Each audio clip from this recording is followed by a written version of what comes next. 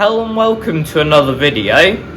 In today's video we're going to be continuing work on the 1960 Bolens Ride-a-matic. Specifically we're going to be sorting out the issues that we had with the chain and then fitting up the chain tensioner that we previously refurbished.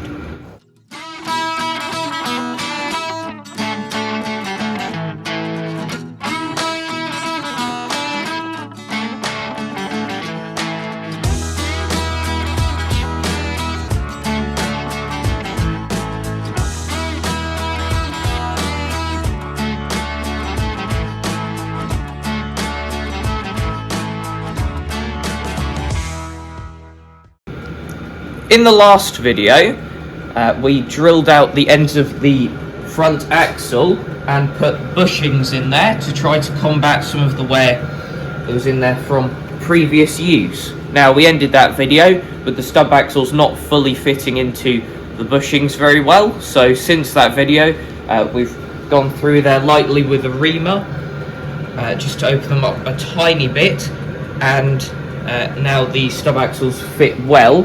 There are kind of some high points or tight points when you get to the extremes of the turning angles with the stub axles, but you shouldn't really reach those points in use anyway, so that shouldn't be much of an issue. And also the steering will kind of lighten up a bit after a bit of use with this tractor anyway, so we're not too worried about that being too tight. And the main thing we didn't want to do was loosen it off too much and therefore introduce more wear again, because that's what we were trying to combat in the first place. Now, the next job on that front axle will be sorting out the pivot. However, we're not doing that today because this chain issue has kind of been playing on our mind a bit, and we'd like to get this sorted so that this chain tensioner isn't just sitting around, it's actually on the tractor, and we can say this job is fully done rather than just something that needs to be finished. Now, we've got a few things that we've bought for this. We have the new chain here, which we shouldn't run out of chain or make it too short this time, because we have 5 meters of it here, which we're hoping will do 2 Rideamatic chains, one for this tractor and one for another project down the line. Now, we weren't sure if this was going to come with a master link or not, so we ordered an extra one just in case anyway. And the third thing we got was this chain breaker and riveting tool set. The first thing we'll do here is just pull the chain out of the box so we can all see it.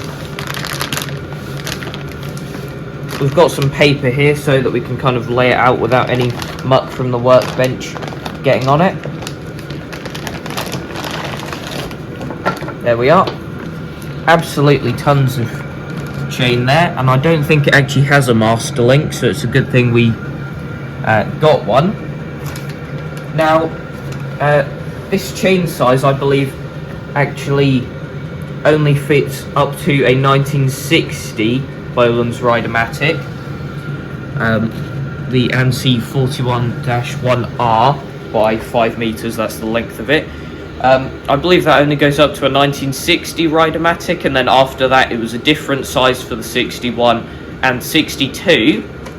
Now, instead of comparing that to our current tractor, because we think this chain is wrong, we're going to go and compare this chain to our parts chassis and see how they compare, because we believe it's the correct one on there, and we'll be back with you in just a second.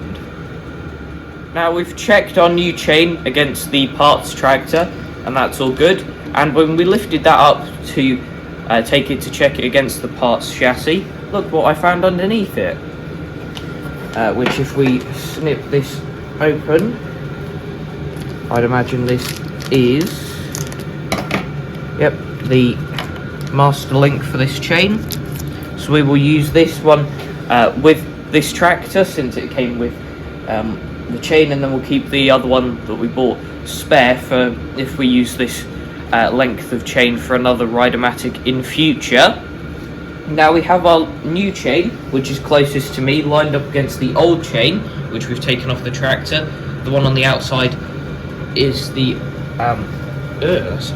wasp. I'm not going anywhere near that, but there's a weight on the end there,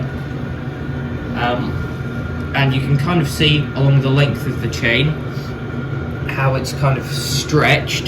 The rollers become more and more uneven. Say take that one, that should be in line with that, but the old chain has stretched, which kind of explains why this doesn't fit anymore.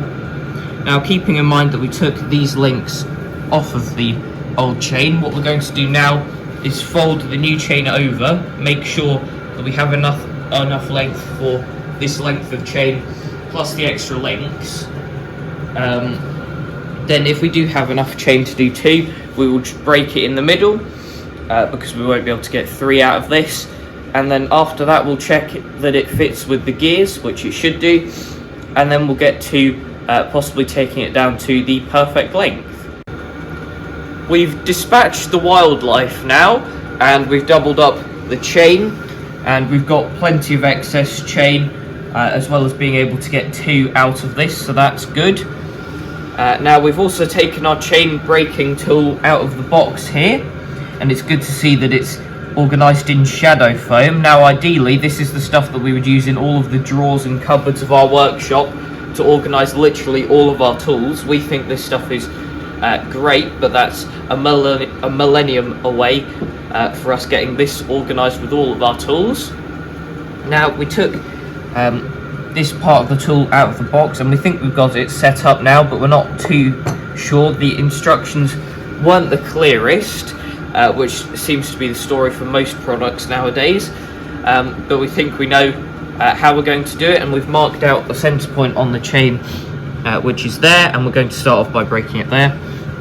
So we're going to do this off camera because we're not fully sure how this is going to go, and we'll come back to you hopefully with a split chain. We have the length of chain separated from the other half now. The tool didn't quite go as we planned, so we did have to resort to the angle grinder for just chopping the top off of it, and then we used the tool to push the pin all the way through, which it did nicely. But now we have the chain kind of laid out on here, and we're just checking how that kind of meshes to the gears, and when you get it lined up, that works nicely, so we're happy with that. Now what we need to do is kind of get the tensioner bolted on there loosely in that position, and then what we can do is kind of pull it tight and try and work out how many links we're going to have to take out to actually make this the right length with the tensioner kind of semi-tensioned. You don't want it all the way tight, and really you don't want it sitting all the way at the bottom. Somewhere in between would be ideal, but what we will do is bolt the tensioner on and start looking at how many links we're going to have to take out to make this the perfect length. We've now marked out on the new chain where we're proposing we kind of cut it off, and that is here. Now we've got the old chain next to it again with the links that we cut off, because with this full length it was too long. Now, we originally wanted to take it off by just 1 link, but you can't do that when you've got those bits on the outside.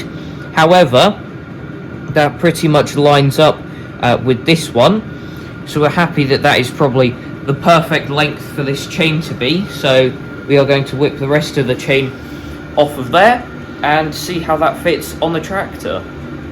We have the chain shortened now, and it is on the tractor. We have the tensioner onto, as you can see there, that is the link chain, and if we look at tightness, we've got a bit of slack in there, but that's around how much you want in a chain. You don't want it to be too tight. And as you can see on the tensioner, we've got a bit of adjustment still on the slot, so that's good too. And if we turn this, you can see that this turns nice and smoothly. The tensioner's turning as it should do too, and everything feels great on this, to be honest. We did also grease up the tensioner, so that's turning very smoothly. Now, the method we used to get this kind of tension, we got one of these big G clamps and kind of fitted it like this, tightened it to the tension we wanted by kind of putting the link chain in and testing it as we were tightening it, and we were happy with where it is now. So we tightened up the bolts and just kind of double and triple checked it, and we are definitely happy with where that is now. Obviously, once this gets a bit of use, the chain will probably stretch a bit. We can use the slack that we've got there, and once we've used all of that up, we'll move the tensioner to the front, as the manual says you should do once the chain has kind of stretched a bit, and continue the adjustment there, rather than taking out another link, which is what caused this whole issue in the first place, is when we tried to take another link out of the old chain. But anyway, we're happy that that is a job done now, and that is something finally ticked off the list that probably should have been ticked off the list the first time we did it, but not everything goes right the first time. But anyway, with that finished, that is it for this video. So thanks for watching, and I'll see you in the next one. Bye.